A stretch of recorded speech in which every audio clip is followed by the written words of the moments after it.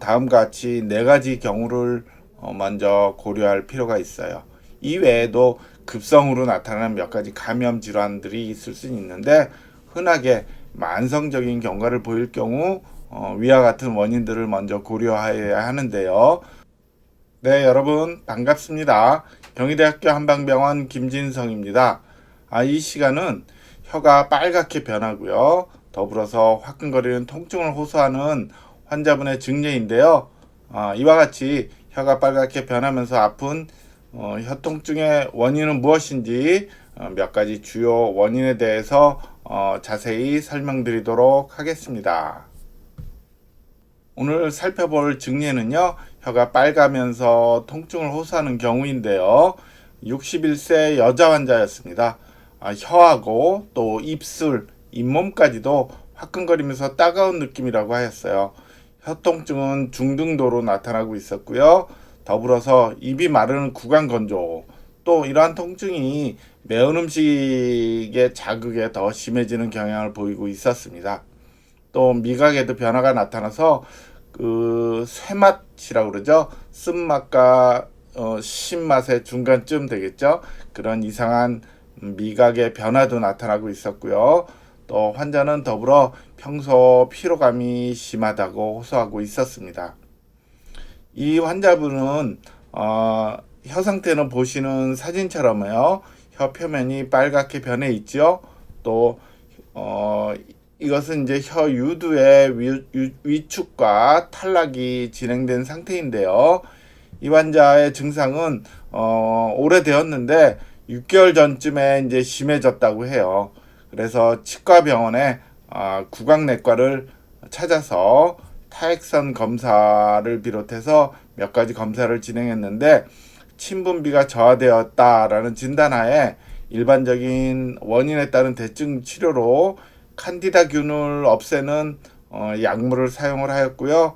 더불어서 입마름과 관련해서 제로바라는 이제 분무식의 인공 타액이죠. 인공 타액 제제를 구입해서 사용하였다고 해요. 이러한 결과 이제 별다른 차도가 없어서 저희 외래를 찾은 경우에 해당이 됩니다. 이와 같이 혀 통증과 더불어서 혀 표면이 빨갛게 변해 있는 경우 어떠한 원인이 작용하고 있는지 하나하나 살펴보도록 하겠습니다. 먼저 혀 표면이 빨갛게 변하는 것과 관련해서 그 구조물의 변화에 대한 이해가 필요한데요. 보시는 사진은요, 정상적인 혀 모습이다라고 볼 수가 있죠. 혀의 본디 색깔은 분홍색, 다몽색이라고 해요. 핑크빛을 보이고 있고, 그 위에 옅은 정도로 설태가 이렇게 덮여 있죠. 그 이유는 혀 표면이 몇 가지 유두 조직으로 이루어져 있는데, 요게 버섯 유두, 또 혀 뒷부분에 있는 성곽 유두, 또 혀 전체에 덮여 있는 실유두가 일정한 상태를 유지하고 있어요. 이 위에 입에서 떨어져 나온 세포나 또 먹은 음식물의 그 찌꺼기들, 침의 일정 성분이나 또 더불어서 세균들, 이런 것들이 어우러져서 가볍게 덮여 있는 상태이죠. 그런데 몇 가지 이유로 인해서 주로 이제 오늘 말씀드릴 내용들인데요. 이 유두들이 위축이 되고 또 탈락이 되면 혀 표면이 빨개지는 거예요. 직접적으로 보면은요, 아래 그림처럼요, 이 실유두가 떨어져 나가고 다른 유두들이 쪼그라들면 그 위에 이제 어떤 입에서 떨어져 나온 세포나 또 음식물 찌꺼기나 이런 것들이 다 씻어 나가니까 달라붙을 수 없다는 얘기죠. 이렇게 빨갛게 변하는 모습을 보이고요. 그 반대로 위의 사진처럼요, 이 실유두들은 정상적으로 케라틴이라는 조직인데, 이 실유두가 길어진 상태가 유지가 되면 오히려 설태가 늘어나서 한의학에서 후태라고 해요. 위 사진처럼 설질의 분홍색이 잘 보이지 않을 정도로 두텁게 설태가 쌓여있는 모습을 보이게 됩니다. 이와 같이 오늘의 주제와 관련해서는 설태가 모두 제거되는 원인이 이 실유두가 떨어져 나가고 또 다른 유두들이 위축이 되는 이러한 선행 요인이 무엇이 있는지 알아볼 필요가 있겠죠.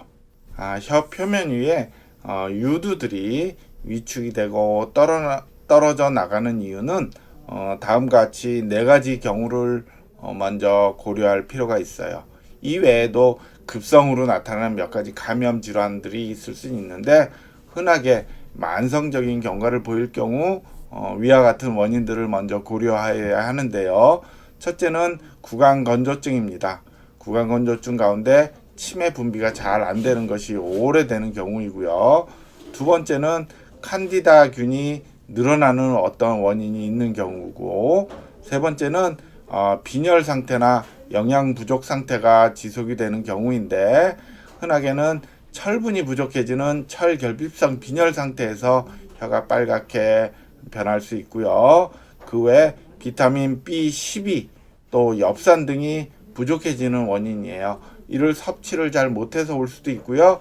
또 한 가지 위에 암이 있거나 어떠한 이유로 위를 절제하는 수술을 받는 경우에 비타민 B12를 흡수하는 어떤 내 인자가 부족해져서 유발될 수 있어서 이에 대한 확인이 필요할 수 있고요. 마지막으로 네 번째는 알레르기 과민 반응이라고 볼 수가 있어요. 특정 약물에 대해서 과민하거나 또 접촉성 피부염과 같은 원리로 혀 표면 위의 유두가 떨어져 나가면서 이와 같은 빨간색 그 혀 표면의 위축 상태가 유발이 될 수가 있습니다. 이와 관련해서 보다 구체적으로 위에 두 가지 경우에 대해서 말씀을 드리면요. 첫 번째 유두가 위축되는 원인은 구강건조증입니다. 구강건조증은요, 사실 입이 마르다는 주관적인 증상이에요. 내가 입이 마르다고 느끼면 구강건조증이라고 진단할 수 있다는 얘기인데요. 이 구강건조증도 실제로 침 분비가 잘 안 돼서 오는 경우도 있고, 또 그렇지 않고 다른 원인으로 내가 입마름을 느끼는 경우도 있어요. 특히 오늘의 주제와 관련해서 혀 표면 위에 유두가 위축이 되고 탈락되는 원인은 타액 분비가 줄어드는 경우다. 또 이 침 분비가 만성적으로 진행이 된 경우다라고 볼 수가 있어요. 첫 번째는 침을 만드는 주 타액선인 이하선이나 악하선이 이제 망가지는 어떤 원인이 있는 경우인데, 그 대표적인 질환이 쇼그렌 증후군이에요. 일종의 자가 면역성의 염증 반응으로 타액선이 망가지는데, 이 경우도 병이 천천히 5년, 6년 이렇게 장기간에 걸쳐서 진행이 되므로 이에 따른 병의 경과가 이제 혀 표면의 유두가 점점점 줄어드는 양상을 보일 수가 있고요. 그 다음은 만성적으로 타액 분비가 감소된 경우인데, 이 경우는 앞서 말씀드린 쇼그린 증후군과는 달리 타액선이 망가진 것은 아니고 다른 원인으로 인해서 침 분비가 방해받아 감소된 경우예요. 그 흔한 원인은 특정 약물을 복용하는 경우인데요. 우리가 가려움증이나 또 이제 알러지 비염 등에 쓰이는 항히스타민제나 또 불안, 우울과 같은 또 불면증에 쓰이는 향정신성 약물들이나 그 외에 이제 이뇨제 성분을 먹는 경우에 이제 흔히 나타날 수가 있고요. 그 다음은 이제 과도한 정신적 스트레스나 불안, 우울과 같은 정서적인 자극에 오랜 기간 노출이 되면서 지금은 이제 스트레스를 안 받아도 내 이제 과긴장 상태가 유발이 돼서 자그마한 자극에도 쉽게 침 분비가 줄어드는 경우도 있을 수 있고요.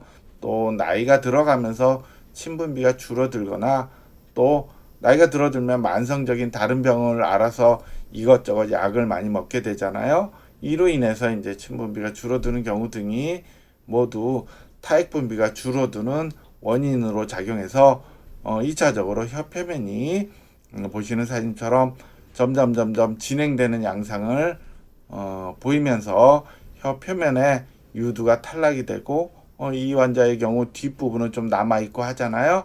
이와 같이 진행성으로 혀 표면이 빨개지는 양상을 보일 수가 있습니다. 그 다음은 칸디다균의 균주가 늘어나는 경우예요. 이 경우는 칸디다균은 일종의 곰팡이균의 하나인데요.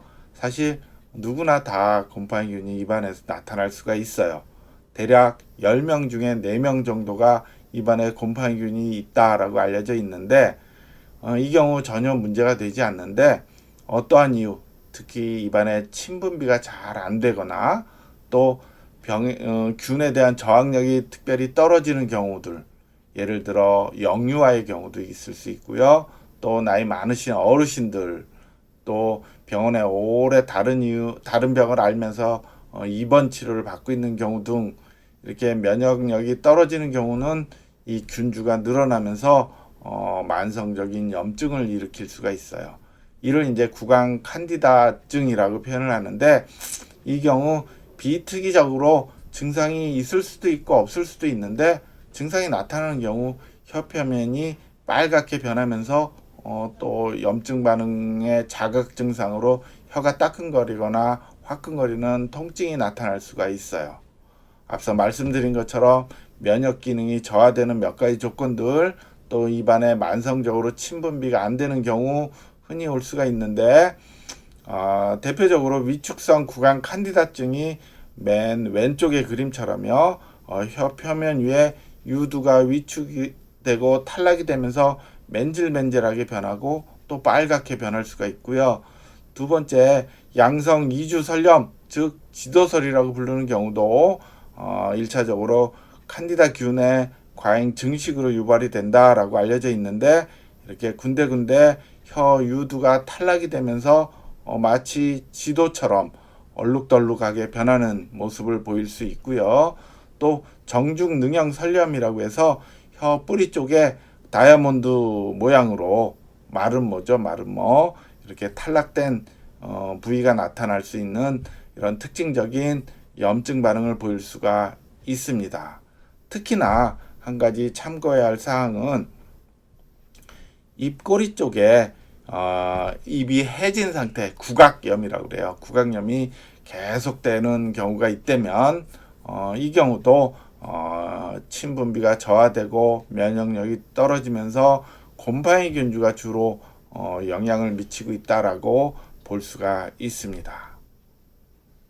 그래서 앞서 살펴본 61세 여자 환자의 경우와 같은 경우 혀 표면이 빨갛게 변하면서 또 화끈거리거나 따가운 통증이 나타나는 이 증례의 경우는 사실 저희 외래에 와서 간단하게 침 분비율을 측정을 했을 때 특별히 저하되어 있지는 않았어요.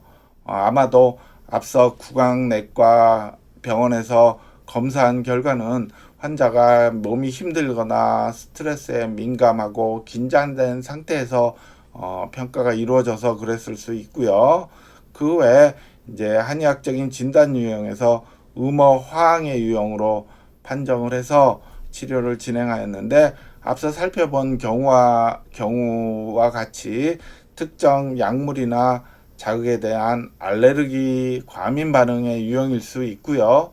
또 혀통증의 경우는 뭔가 말초신경의 민감성이 높아지거나 이를 예민하게 느끼는 요소들이 합쳐진 구강 자결감 증후군의 유형도 보일 수 있다라고 이제 임상적인 진단을 할 수가 있는데 이 환자의 경우 자음 강화탕이라는 음어 화항증에 쓰이는 대표적인 약재와 더불어서 또 생진증액탕의 일시적인 타액 분비 감소와 관련돼서 타액 분비율을 증강시키는 요소, 또 특이적인 열 반응과 관련된 민감성을 줄이는 약재 등을 적절히 단기간 사용을 하면서 침 치료를 진행해서 많이 호전된 그런 임상 결과를 보였습니다. 보시는 사진처럼요. 처음 내원 시에 혀 표면의 유두가 위축이 되고 탈락이 돼서 맨질맨질하고 빨간 양상을 보였는데 6주 정도의 치료 후에 혀 표면 위에 유두가 복구가 되면서 이제 혀가 빨간 증상도 사라지고 혀통증도 현저히 감소된 양상을 보여서 치료 효과가 매우 좋게 나타난 경우인데요.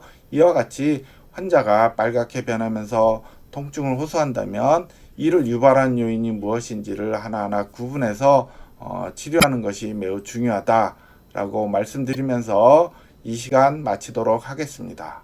감사합니다.